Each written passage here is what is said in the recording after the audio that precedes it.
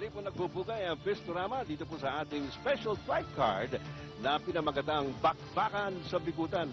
Dito po tayo ngayon sa Don Ambrosio Gym ng Cantada Sports Center. Good afternoon. I'm Ed Pixon together with Quinito Henson. At ito, Quinito, ang pinaka-aabangan ng marami sapagkat ang isa po sa mga buksingerong ating ipakikita ngayong hapon ay siyang pinagkakainteresan ng napakaraming mga boxing promoters, hindi lang dito sa Pilipinas, kundi sa Amerika din daw. In fact, may offer nga si Bernabe Concepcion, na po ang tinutukoy ni kasamang Ed Pixon, for him to fight sa Amerika next week. Sana pupunta na si Bernabe Concepcion, pero sabi niya, hindi siya nagmamadali. Darating din yung laban niya, his debut in the States. He wanted to keep his commitment to the Cantada family para lumaban sa ating Bakbakan sa Bikutan fight card. Kanya po mapapanood natin si Bernabe Concepcion, one of the hottest prospects in the super bantamweight division. Ang makakalaban niya, someone who has revenge in his heart. Yan. Ang pangalan po niya si Sonny Gonzalez. Last year, naglaban po itong dalawa. Nanalo si Concepcion by 4th round knockout. Sonny Gonzalez wants payback in this fight. Panoorin po natin mga kaibigan at tingnan ninyo kung karapat-dapat ba talagang itong si Bernabe Concepcion ay lumaban na abroad, lalong-lalo na sa Estados Unidos. Pero sabi naman ni Sonny Gonzalez, tingnan nyo rin ako, naghanda ako ng gusto para sa labang ito. Dito lang, sa Bakbakan sa Bikutan on Pistorama.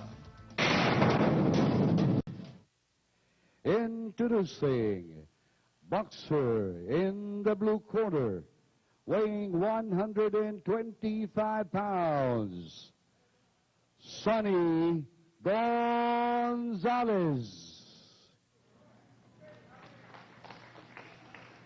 His opponent in the red corner, weighing 124 pounds, Bernabe Concepcion. This is in 10 rounds. Judges for this fight, Attorney Manuel Feliciano, Mr. Salvador Lopez, and Attorney F.T. Almeida. Referee, Mr. Virgilio Garcia.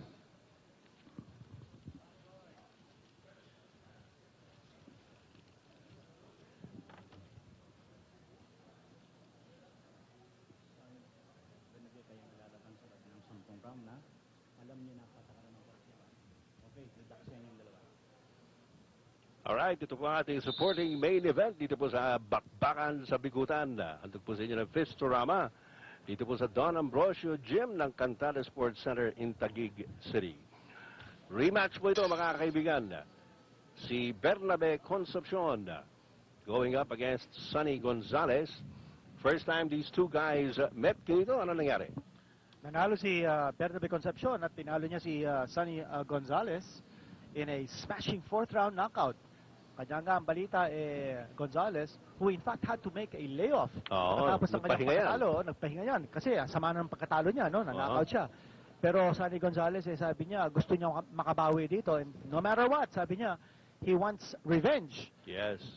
Ang paghihiganti raw ni Sonny Gonzalez, pero itong si Bernabe Concepcion has been making waves lately. Kinito, alam mo, may offer ditong lumaban sa San Diego, California. Next week actually, no? Dapat Akala ko nga, hindi na matutuloy itong laban na ito because pumasok nga yung offer kay Bernabe Concepcion na lumaban sa Amerika. Bata rin ito ni Aljo Haro kasi. Oo, pero in the end, tinanggihan din ni Concepcion. Sabi niya, i-honor niya ang commitment kay promoter Boy Cantada. Sabi niya, he owes a lot to the Cantada family for propping his name up in the boxing firmament. At maliban doon, sabi naman ng kanyang manager si Aljo Haro, medyo pabilisan naman yung yung laban sa Amerika. Alanganin Oo, kanya I think they're looking forward to Concepcion perhaps fighting in the undercard of a big main event coming up. Yun ang dahil gigil yata yung mga promoter dun sa California na makuha itong si Bernabe Concepcion. Oo. Mag-iingat naman dito si Concepcion, no? Because he shouldn't be overconfident. He cannot take Sonny Gonzalez lightly. Sabi nga natin, si Gonzalez, he's got fire in his belly, he's got fire in his eyes, and he wants revenge. Uy. Slip yun. Slip. Pero kanina nakapansin ko, no? Medyo, ito si Sonny Gonzalez, nakapasok ng magandang suntok at parang may- nayanig si Concepcion. Meron ito si Sonny Gonzalez. Oo. In 11 wins, he scored 10 by knockout. Oh, bigat din yan.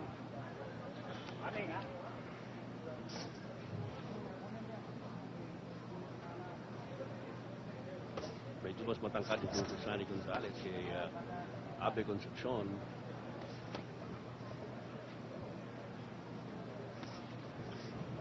At matangkad, ano? Matangkad si Gonzalez.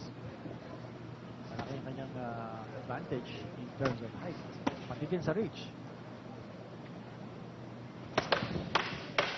Pero matindi itong jab ni Concepcion. Oo. That... He flicks it eh. No? Oo, yung Talagang jab niya eh. pipitik eh. Oo. Tsaka nakikita mo yung impact kasi yung ulo ni Gonzalez eh. He snap back. Nagre-recoil eh. Oo. Parang basketball ring. Oh, ano? yeah. Snap back. And of round number 1, mga kaibigan, we're scheduled for 10 rounds in this supporting main event.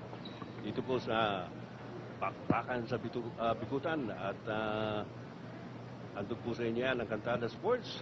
Dito po sa ating palatuntunang Chris Turama. Every Sunday po tayo sa RPN 9 and matagal-tagal na rin po itong pagbabalik ng Pistorama. Actually, we're going on 4 years already, Kinito. Tama yun. The Canada family, very dedicated, very committed Oo. to the development of more Filipino sports heroes, especially sa larangan ng boxing.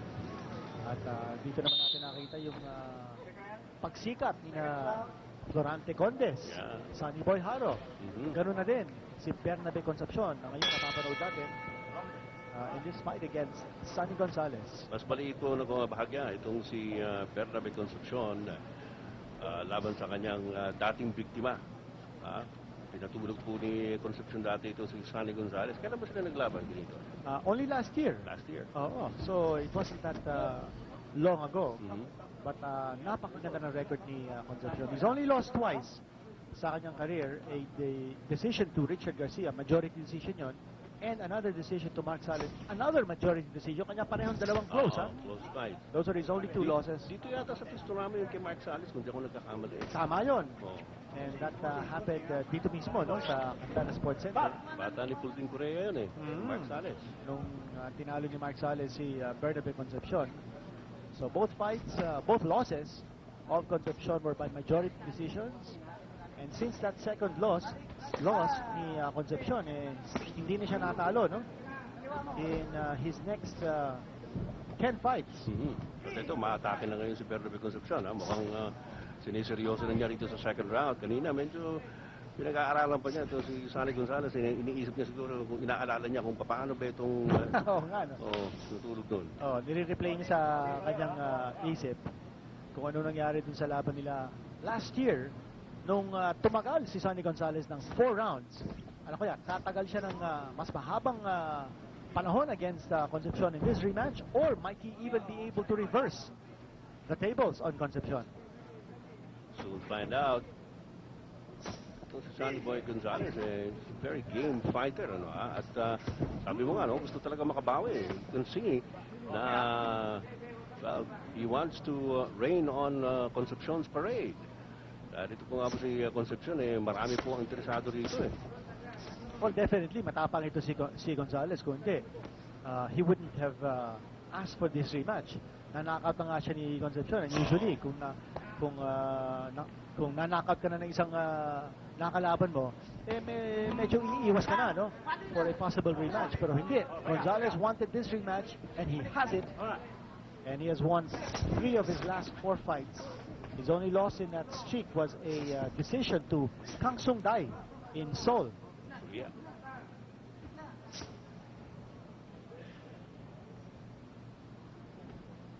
Hindi natin nakikita yung body attack ni Concepcion dito. So far, very very minimal eh. Kanina medyo may pumunta siya sa bodega pero sandali lang eh. In fact, parang pinapabayaan nga ni Concepcion si Gonzalez na umatake dito, no? He has been very aggressive. Si Gonzalez. Oo.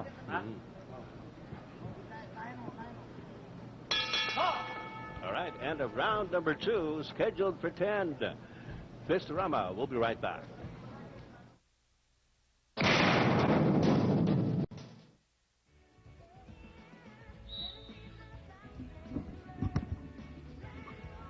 All right, some action from round number 2 of the scheduled 10-rounder. Laban po ito ni Bernabe Concepcion at ni Sonny Gonzalez.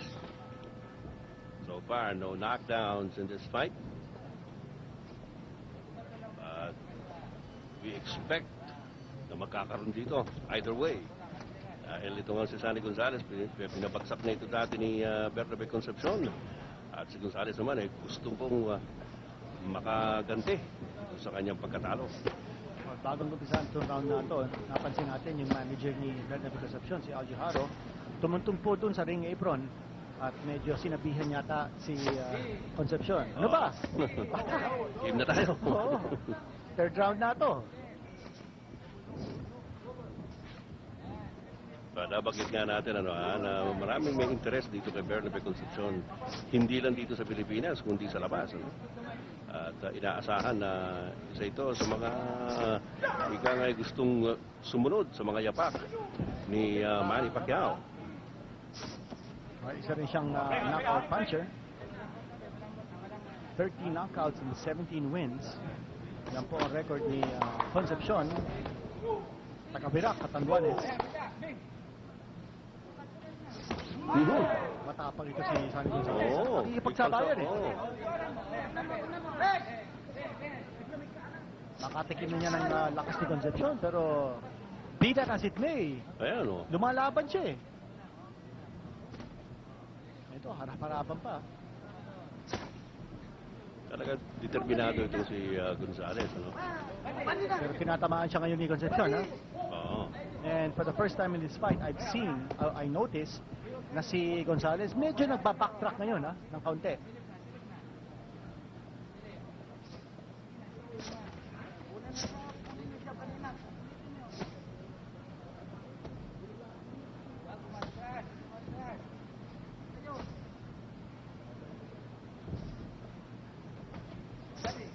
Uppercut ni Concepcion. Pumapasok mo si Bernabe. O, sabi ni Gonzalez, Reklamo, tinanong sa likod.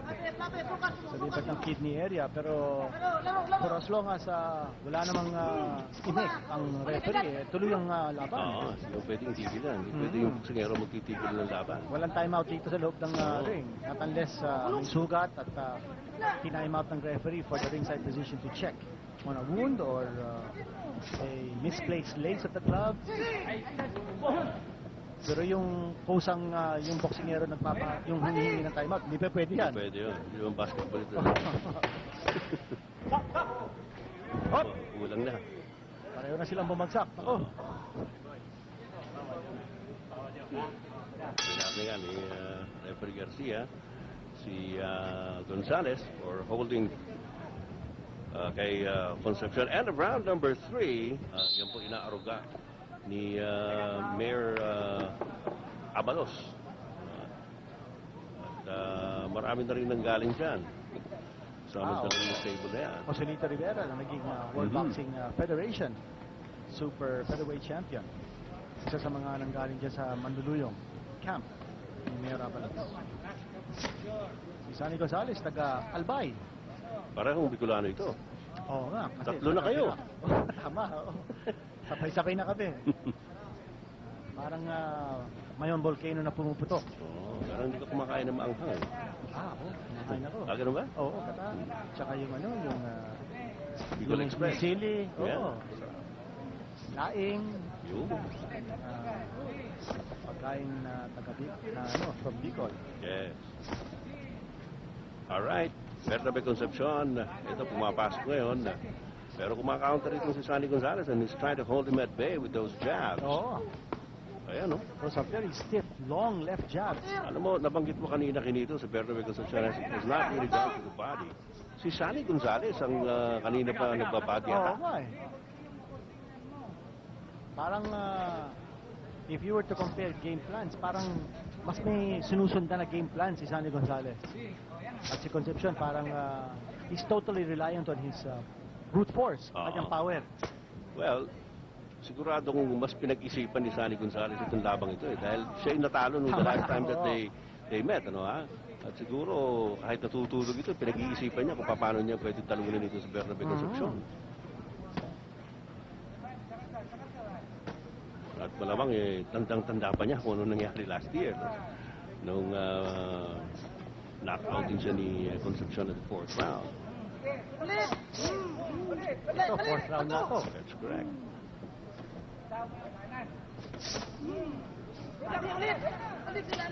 Uy, tumama yung kanan ni Gonzalez, ha?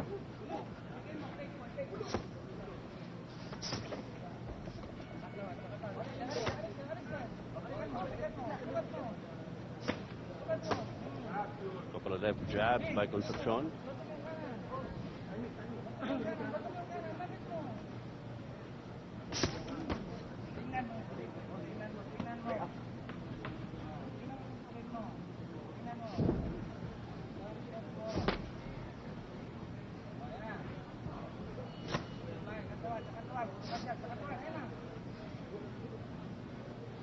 Gonzalez constantly beating Concepcion to the punch. Oo nga eh. Pag lumalapit si Concepcion, bigla siyang binapato ni Gonzalez with some nice stiff jabs, right straights.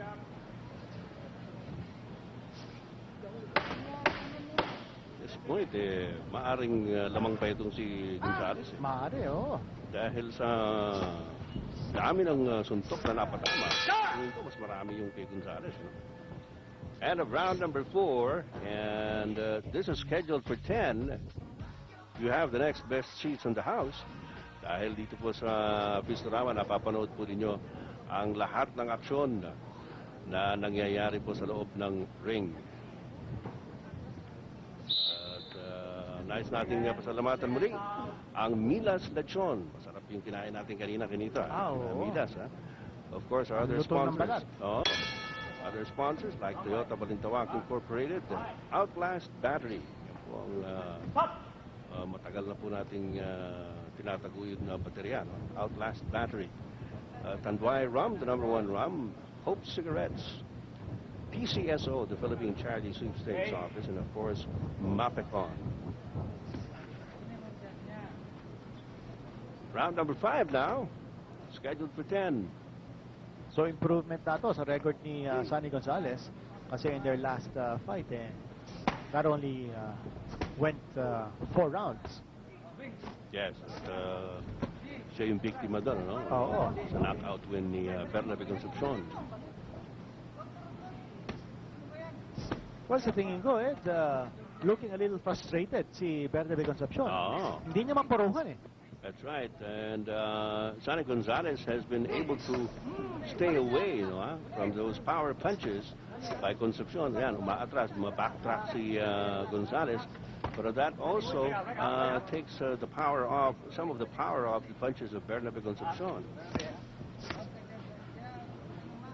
Well, definitely, Concepcion must beat him to the punch, no? Oo, maunahan Dapat niya kailangan. pagpasok ni Concepcion, once he comes close, dapat sumusuntok na siya eh. That's right. Hindi yung papasok siya tapos Tsaka pa lang. tsaka pa lang susuntok siya. Kasi by that time, na makapag-unload siya, tinatamaan na siya ng jab ni Sonny Gonzalez. So definitely, he's got to be quicker with his hands. Yun na naman, no? Yung left jab ni Gonzalez, bumapasok yun.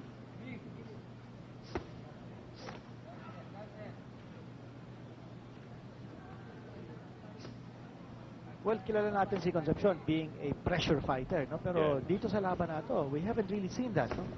Hindi niya ma-pressure si Gonzalez, although he has been able to connect time and again with his left jab. Maganda ang left jab ni Concepcion. He's That's got to right. use it more often. Yun ang pang-setup niya. At saka malakas eh. Malakas yung jab eh. May parang bolo punch pa si Sonny Gonzalez doon sa tagiliran ni Bernabe Concepcion. Kanina pa niya inaatake yung katawan ni Oo. Concepcion. Well, you would think the shorter fighter should attack the breadbasket ng kanyang kalaban na mas matangkad sa kanya. Slow him down. Hindi pa nangyayari yan eh. Oo.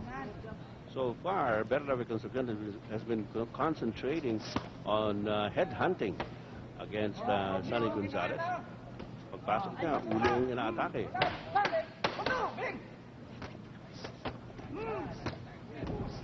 Lefts and rights there by Gonzalez. And that's the end of round number 5. Tutuloy po tayo sa pangalawang bahagi ng labang ito right after some reminders.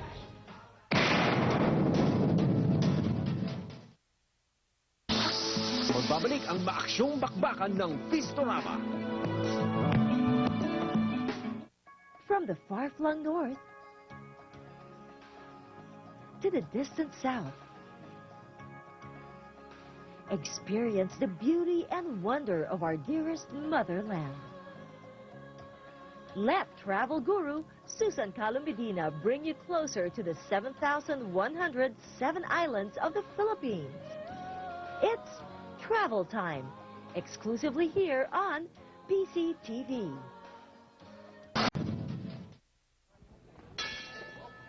Round number 6 of the scheduled 10-rounder between Bernabe Concepcion. Pareho sila nakaitim at silaw eh. Pero si Bernabe Concepcion the shorter fighter. Now, in front of the screens, nasa kanan. Sonny Gonzalez. Ang kanyang kalaban, no knockdowns in this fight so far. Banggit nga po natin, the last time they met, dahil grudge match ito eh. The last time they met, pinatulog po ni Bernabe Concepcion ito si Sonny Gonzalez in the 4th round. Pero right now, Gonzalez is holding his own against Concepcion. Definitely, more active siya. Oo. Pero ito, pumapasok na si Concepcion. Yun ang kailangan ni Concepcion. Press the attack. Yun. At wag kang pagbigyan ng pagkakataon si Gonzalez to spear him with those left jabs. Dapat talaga malapitan ng laban eh. For Concepcion to land his blows. Oo. Sila mga yun ang tinatamaan. Corner siya ron. Oo. Pero nakalabas naman siya. Ayan na naman. Well, kung talagang may kumpiyansa si Concepcion sa kanyang lakas eh, yaman siya magpa-corner. Oo. So that he can unload. Para maka-counter siya. Oo. Kasi ang lapit-lapit na ni Gonzalez dito, no? So, he's a target. Yun nga lang, sinasandalan siya kaya hindi rin siya Oh, makatulog. yun ang, marunong din si Gonzalez eh. Oo. Leans against him. Oo. At Oo. saka, Tutulak niya eh. at saka walang buwelo si Concepcion Wala, para, walang buwelo talaga. para tumapon ng suntok. Referee Garcia getting in between the fighters.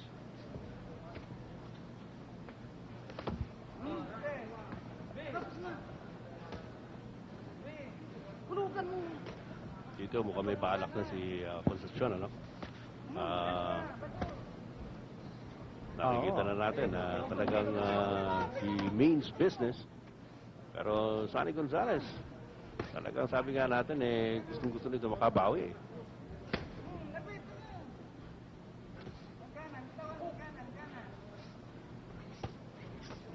Gonzalez is not slowing down. No, he's not. Kita-kita natin yan. No? Meaning to say that yung atake ni Concepcion is not really taking a toll. Eh kung nakapuhunan na si Concepcion with some body shots in the earlier rounds, this is the time. Sana, no, na si Gonzalez will begin to slow down and will. Yeah. Pero hindi. Wala nung gaanong body shots na Yes, ginawa ito tama, si oo. Concepcion.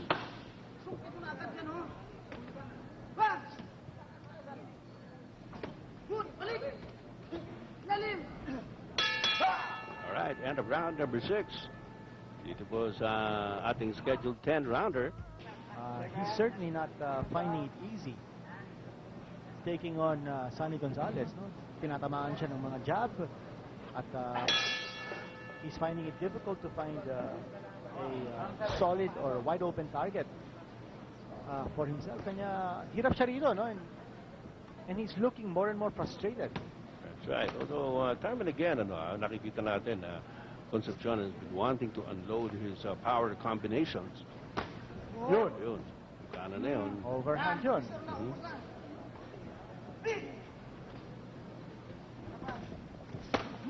Yun, is Yun, oo, sa katawan yun. Malakas yun. Definitely, mas may lakas, no? Si oo. Concepcion kay Gonzales. Sa power, talagang Oo. si Bernabe Concepcion ang lamang dyan. Ito, nagpapakita na ng power si Concepcion. And he's plodding his way through the defense ni Sonny Gonzales. At nauunahan na niya si si Yes. Gonzales. Yun! Yun na naman. Right. Bigat yun. Yung overhand na kanan ni Concepcion, yun ang pumapasok. Minsan yung cross din eh. May right cross Oo. din na Oops, bibitawan niya. sa mukha lahat ng mga tama. Oo. Yun, tinamaan na naman si Gonzales at medyo tumigil na sa kakasuntok si Gonzales. Ha? Suntok si Gonzales, nauunahan na siya eh. Klarong-klaro dito sa ating round, mga kaibigan. Si Gonzales is now on the defensive.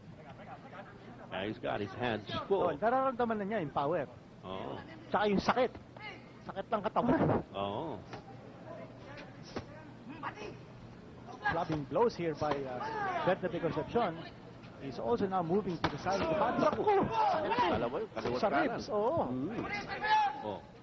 Yung jab sa mukha. Medyo nag-iisip na itong si Gonzales. Eh. Oo. Tinatamaan siya sa side of the body. Tapos pagbaba niya ng kanyang dalawang kamay to protect his body, tinatamaan naman siya sa mukha. Ano ba yan?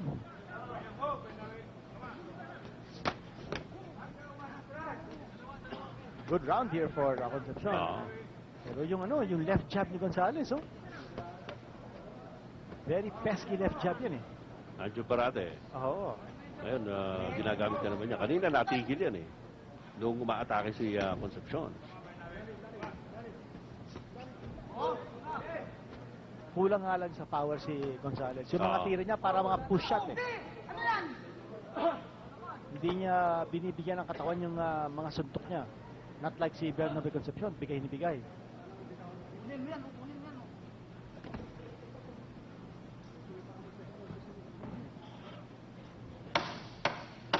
Last 10 seconds of the round.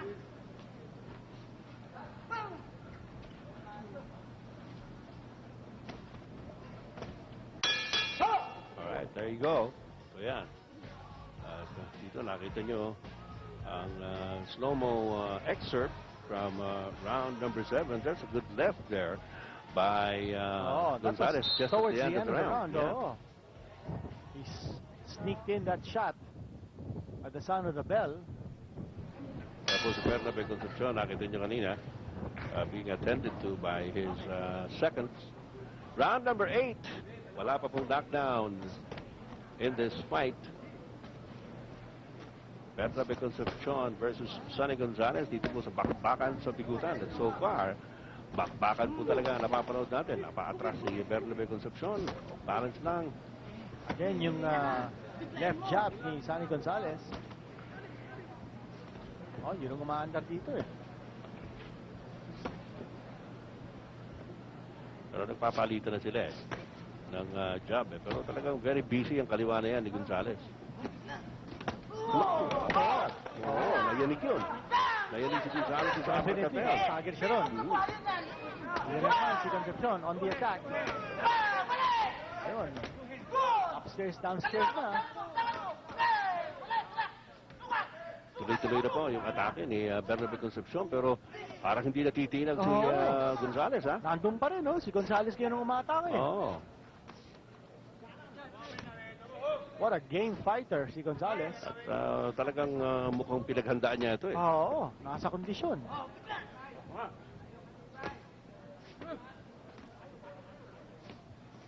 Sabi nga natin, coming into this fight, si Gonzales definitely was the more determined fighter dahil siya nga natalo nung huli nila pagkikita. No? So talagang pinag-isipan niya mabuti siguro itong labang ito, pinaghandaan. And it shows. Tinamaan ito ng some of the best punches that have been unloaded by Bernabe Concepcion and he's still on his feet.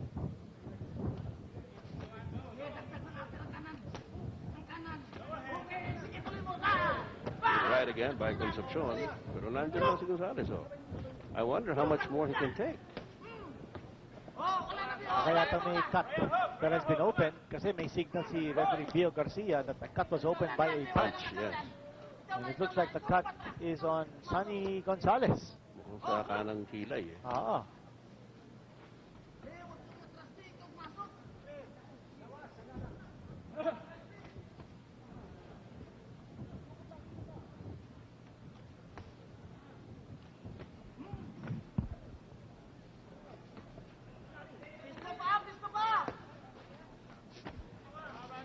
Concepcion leaning on the ropes. Maatake naman ngayon si Gonzales. Matibay din ito si Gonzales. Ha? Ibay. Tsaka may second wind, eh. Oh. Tsaka matapang. Mm. And he's been able to withstand yung power ni Concepcion. At siya pa ngayon na sumusuntok ngayon, no? Correct. Uy! Pumasok pa yung kanan niya. Oo. All right by Bernabe Concepcion. And round number 8 is over. Scheduled for 10 po tayo. And we'll be right back.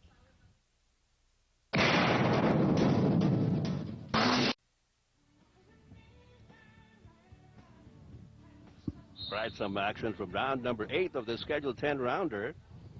As you see, Bernabe Concepcion with his back to teeing off against Sonny Gonzales. Papasok po tayo sa round number 9. No knockdowns in this fight so far. Meron po yatang putok o sugat. Itong si Sonny Gonzales sa taas ng kanyang kanang mata. But it doesn't seem to be bothering him. And na naman yung malakas na jab ni Concepcion. Pero jumajab din si Gonzales. Sabi niya, meron din ako niyan.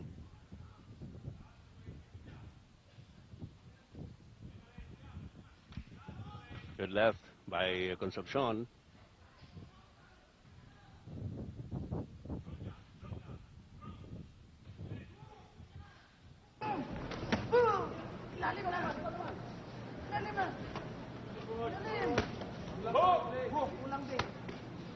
Pumapasok yung mga kanan ni Concepcion. Basta nasa setup ng kanyang kaliwa, papasok yan at papasok.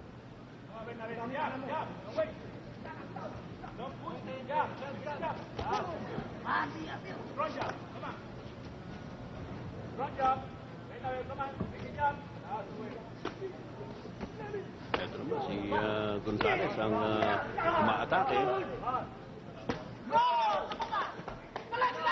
Forgot there about Agad, si Gonzales. Si Gonzales thought that he had an advantage. Nung papasok siya, bigla siyang tinamaan ni Bernabe Concepcion. Biglain mo ulit yun. Dali, ulitin mo yan. Ulitin mo, biglain mo ulit.